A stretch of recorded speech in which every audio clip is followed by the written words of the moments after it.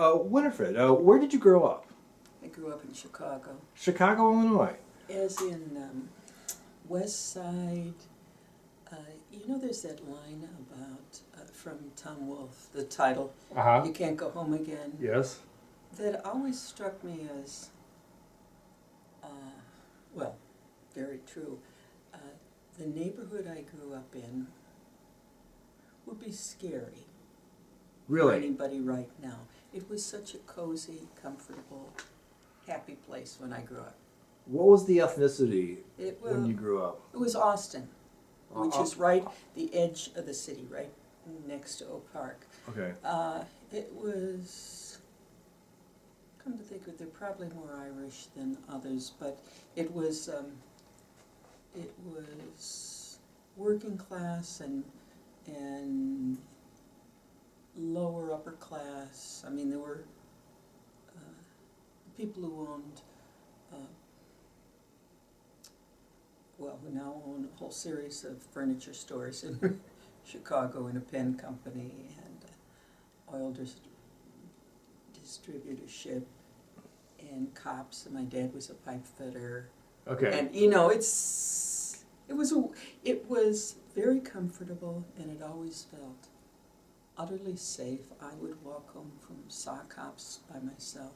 Really? At midnight. Okay.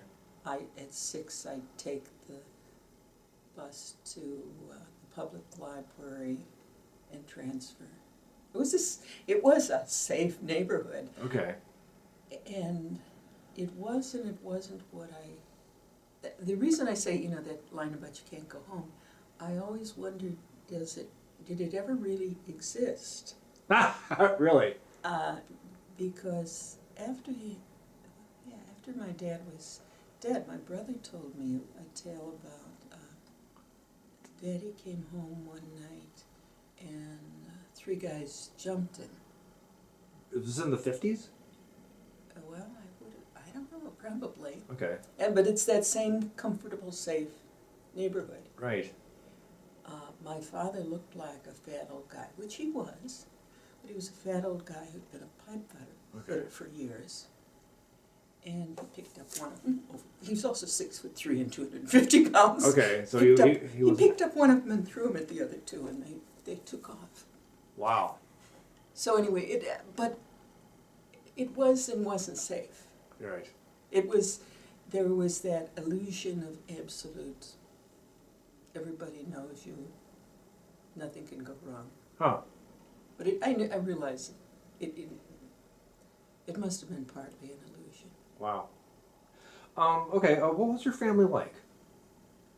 You asked me earlier, did I say nuclear or extended family, and it's both. Uh-huh. My mom and dad, my older sister and brother, and they're sufficiently older, my sister and brother, 6 and 9 years older. Now I'm really worried about them as they age. But in some ways we lived in different, we grew up in different families because they were growing up in full-blown depression, the Great Depression, and I was born at the edge of things where my dad had a regular job. And Mom could have worked. She was a teacher. She could have worked if she wanted to. She quit when I was, I think, 6. Really? Yeah. Okay. She said she saw me coming home from school one day and I looked like a ragamuffin, and she said, I don't want that, so she stayed home. Oh, okay. After that. What did she teach? She was a primary teacher. Okay. And superb. Superb from my way of looking at it. She was, one of the tales, she was just kind of musing one day, and she said, her fellow teachers used to say, oh, you waste way too much time on those 1Cs. There'd be the A group and the B group, and the Cs were the ones nobody was ever sure that these kids were going to learn how to read. Okay. And she'd spend all of her free time, her lunch hours, everything working on those kids because she said, you know, if they get out of first grade and they can't read, that's their life. Right. So I think she was a great teacher. Uh-huh. And there was another thing I remember when I was a teenager. There was my sister lived in the suburbs, and there was a sometimes violent kid who lived next door. Mm-hmm. Must have been a little slow or something. And the only time Greg was just kind of fitting in quiet and everyone was when he was around my mother. And I said, Mom, what do you do? And she said, do with him. And she said, I don't treat him any differently than the other kids. Ah. Which, of course, was the clue. Right. Okay. So Greg was fine whenever she was around. Okay. Did your dad work in Chicago proper, or did he work Yeah. in... Okay. He worked for the city, I think, when I was a kid, a small kid, and then at some point he worked for the Chicago Sanitary District, which is, that's really county. Right. And to keep up his union dues, he would work what they called on the outside, contractor. Okay. Once as a young sister, I happened to be with him. He picked me up, and wherever we were going, wherever we were going before anybody else, and I realized Dad, because he'd worked all over the city, he knew the best route to get anywhere. I mean, like a truck driver. Right.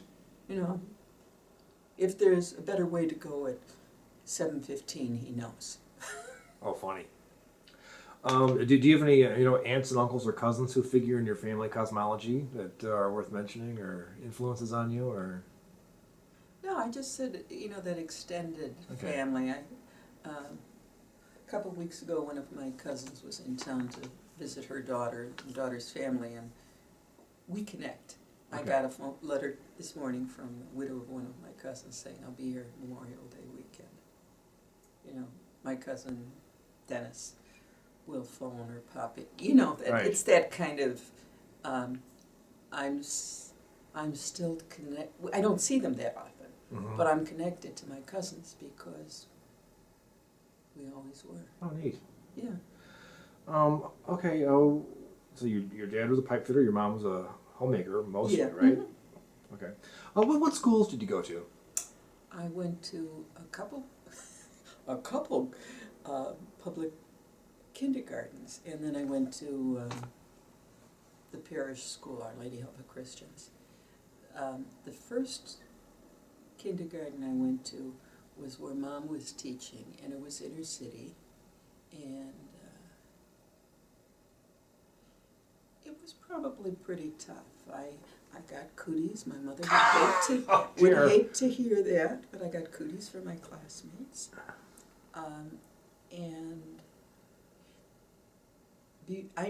I remembered those kids because I was only there one semester, but but I was reading the newspaper as I grew up, and I'm trying to remember how many, and I don't want to exaggerate. I think 3 of the kids I went to kindergarten with were murdered before 8th grade. Oh, no. It was a tough area. And I hated to go out for recess because I'd be surrounded by these 2nd graders, my mother's class students, because they were making sure that nobody wiped me out on the playground. Wow. It was so boring. I'd be standing there, surrounded by these big 2nd graders. Oh, dear. What caused the move to the parish school? Oh, that's where my folks always would have sent me. Okay. I mean, that would be ordinary. Okay. It wasn't out of safety reasons or anything then? No. Okay. See, 2nd semester I went, well, I don't know. See, that 2nd semester I did go to the local public school Okay. for 1 semester. And then 1st grade through 8th I went to Our Lady Help of Christians. Okay. All right, let's talk about books, and this could be. I am asking you, what books interested you when you were young, and young can be interpreted any way you like, teenager or college or whatever. Like, Yeah. what books did you find interesting when you were younger, or authors? Yes. I used to go to the public library when I was 6 by myself, and I'd go on Saturday morning to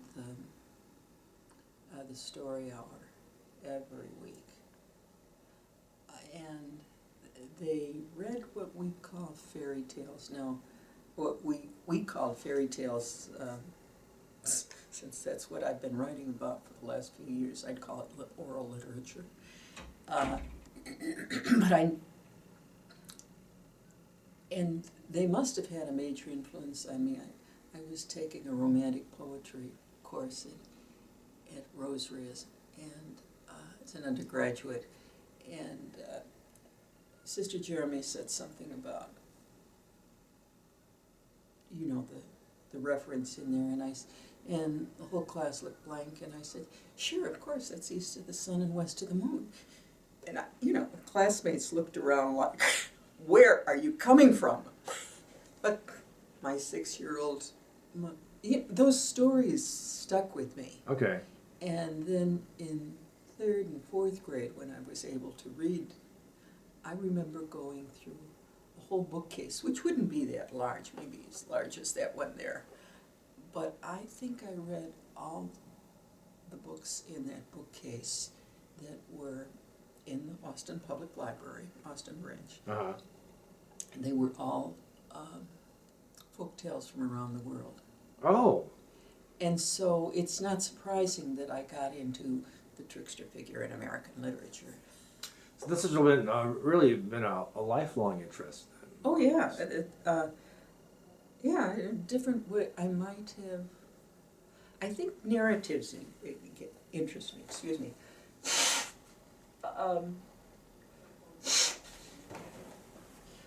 Because I could easily have, I think I could have become a fiction writer instead of an academic, Mm-hmm. but I didn't. And I have a good idea of, well, who knows. When I used to write stories, and I remember sending them away to my cousin Patsy in Detroit, and I was so embarrassed when we were visiting there, and people kept saying, I kept coming up and saying, oh, I loved your stories. And I was 12.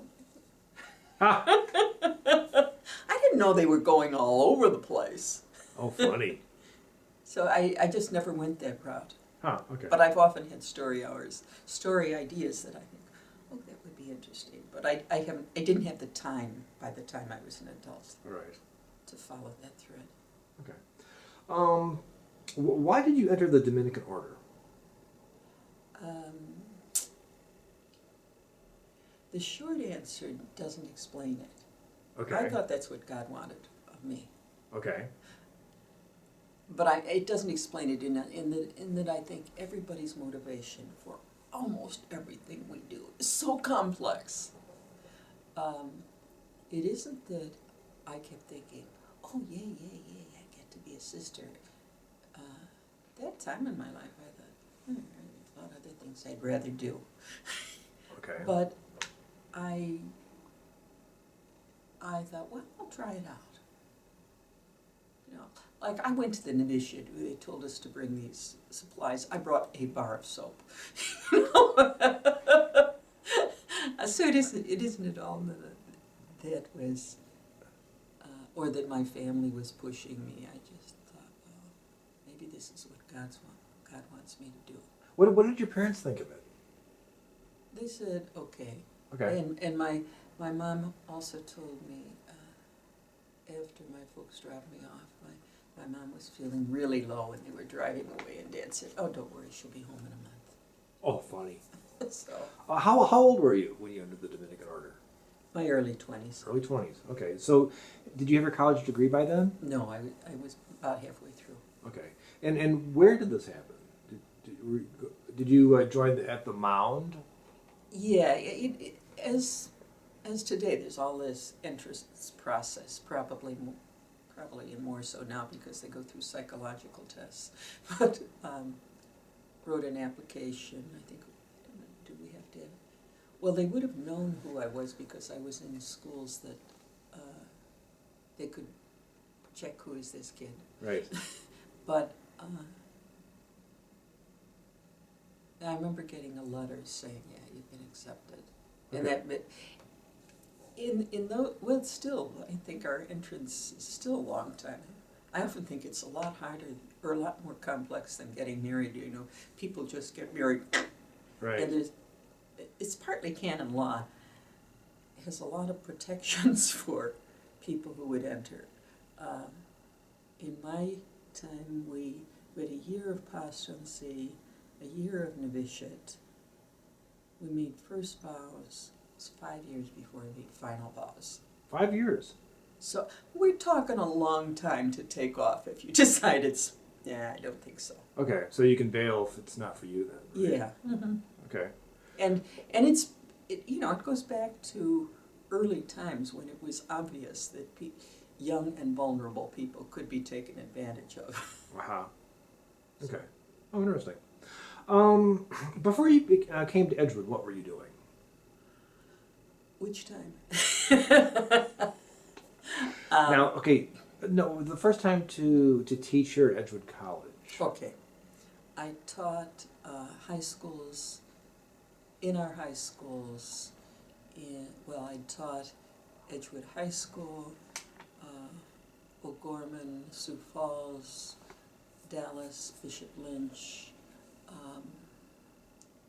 Milwaukee, St. John's Cathedral, Freeport, Akron. Wow. 13 years. Okay. Interesting. What was Edgewood like when you got here? Different. I came here in '61, which means So, Regina was here, DeRicci was here. Anyway, there were 2 or 3 buildings. They were new. But I had been assigned to a college. Well, no, see, my first impression is when I was teaching in the high school. oh, okay. For 4 years. That I had been assigned to teach in Sioux Falls. There was a switch like the night before class started. And I arrived here and I was falling asleep in the old convent and thinking, that sounds like a lion. And it was a lie, right? And I thought, oh, go to sleep, it's not a lion. Sure sounds like a lion. I was pretty tired. And I had walked into that old convent. And remember, I'm a city kid. I'm very much aware of fire. And I thought, God, this place is a fire trap. The whole time I lived there, the 4 years I lived there, I was always aware of the fire, the exits, because I used to think the place was scary. Really? But it was. I mean, it was condemned a year or 2 after I left, so Okay. the city said you can't use it anymore. Wow. Okay, but when I came here, you see, it's gradual, and that's why I said which time. Yeah. I was teaching high school, and we used to have a program in the congregation called, that was then called internship, and I must have had my master's by then. I taught here for 1 year as an intern, then went away, and that was in the mid-'70s. Okay. Maybe 75. And then I came back after I finished my doctorate. So when you say, Oh, okay. what was it like? And I taught here 3 or 4 summers. Oh, all right. And so you were living in the convent when you came here the first time? The first time. Okay. And I also have the small distinction, having lived probably more places than most of the sisters, because let's see, those summers, I lived in Weber. I lived in the old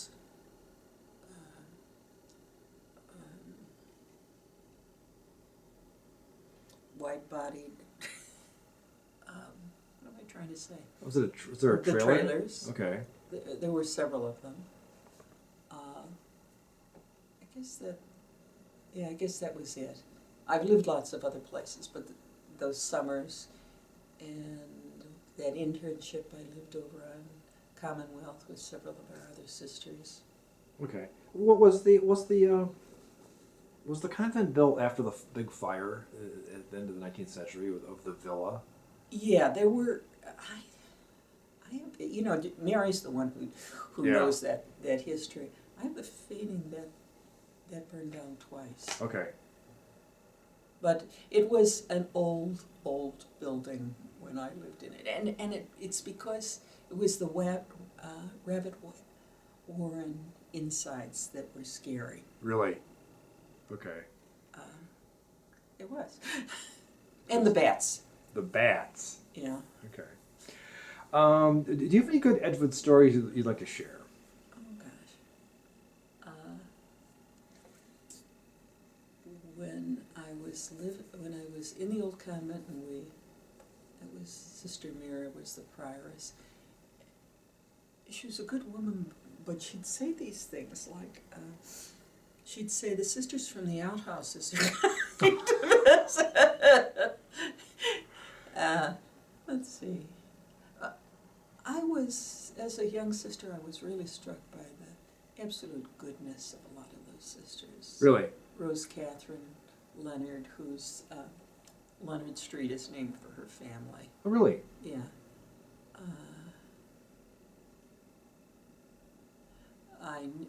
When I first came here as a young sister, I met, of course, Esther, and a number of they were just good people. Okay. And as I said to you, we lived this combination of very cloistered life and being aware of the world. Okay. And when I was first here, I was in temporary vows. So, Mm-hmm. and Sister Mira was very old school, so I still remember it resentfully. She wouldn't let me go hear Elizabeth Bowen down at UW.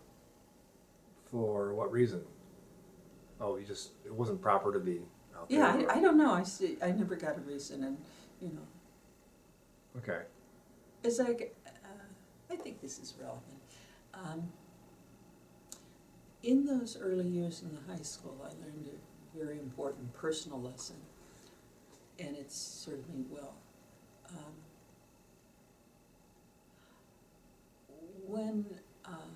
When I disagreed with somebody or I was unhappy with something, I got in the habit of saying so. Mm-hmm. Not, throwing a fit or going at the barricades, but I was always very clear, and it served me well over the years. Okay. People know where you stand. Yeah. Huh. Okay. What are you doing currently? Well, I live in community, which actually takes a lot of time and effort. Right. My book, The Trickster Figure in American Literature, is in production. I got the production schedule a couple days ago, so I know what are the couple 3-week periods when I have to be in town and working. Okay. And that's useful because I want to go see my sister and brother, and I haven't felt free to leave town.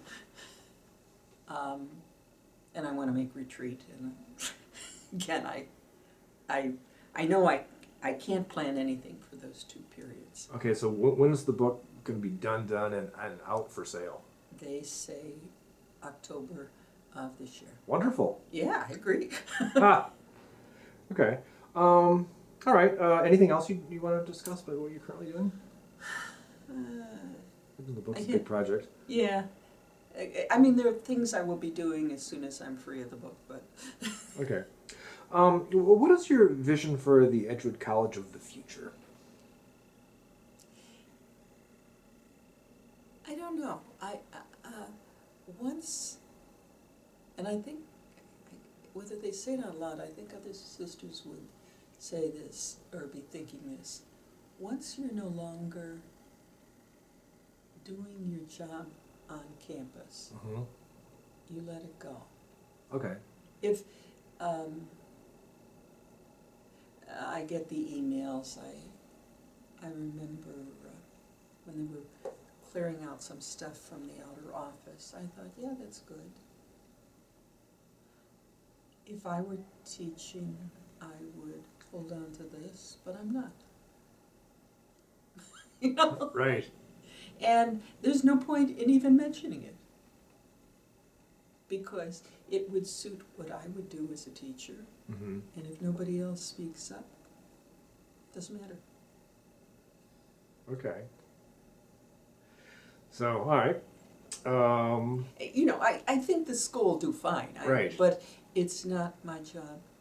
I'm not on the board. I'm not. And you can only do so much, right? Yeah, and well, I not only can't do any. If you're not part of, let's see. Last night at supper, Kathy, who's been studying here, said something about audiovisual stuff, or not. It wasn't audiovisual, long distance learning or something, and I said, well, that's clearly on the radar for the college,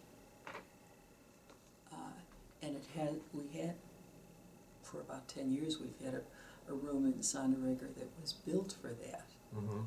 And there are ways to doing that. She said, well, doesn't feel like that college is that interested in it. And I thought, always depends on, always depends on who wants to put the time and energy into that. Right. And people are usually so busy, they're not doing something, not everybody's going to go after that. I'm not putting the time and energy into a lot of things that I might think, oh, that's a good idea. So there's no point in saying, it's not getting done. Well, I'm not doing it. Funny.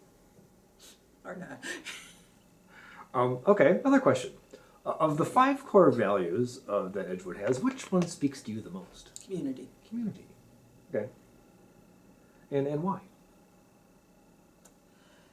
There is a line I heard Timothy Ratcliffe, who's former master of the order, say, and I'm sure he's said it over and over, Dominicans are ordinary people who do great things together. Ah. And as a religious, as a Dominican, I'm aware of, we have some great individuals. You look at what Nona did in her lifetime. All of it, the rest of us look like underachievers, but even she couldn't have done what she did without the people around her. Right. And time after time, I've been aware that I did well because I work well in groups, but I think I don't know that I started out that way. That I spent over 50 years doing this. I work well in groups. So when Edgewood uses that, they work very well. Yeah. It works very well. Okay. Lastly, well, what wisdom would you like to impart? Oh, and I hadn't thought about that. People wouldn't be listening anyway. I as a person of faith, I hope people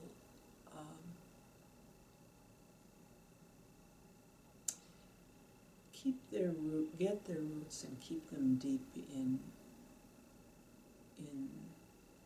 their faith traditions, because their faith traditions, and I use that plurally because whatever their faith tradition is, has a richness that keeps life from getting so simplistic and dull. Dull it's flat, I guess is the word I want. Mm-hmm. And when I'd have advisees, they'd be working through something I'd say, where do you come from? Because I'd be perfectly happy if they'd really reconnect with their Lutheran background or their Muslim background. But I'm not talking about the radical fringe, but Right. if you dig deep enough in your tradition, God will keep you doing just fine. Well, thank you very much. Well, thank you, and goodbye.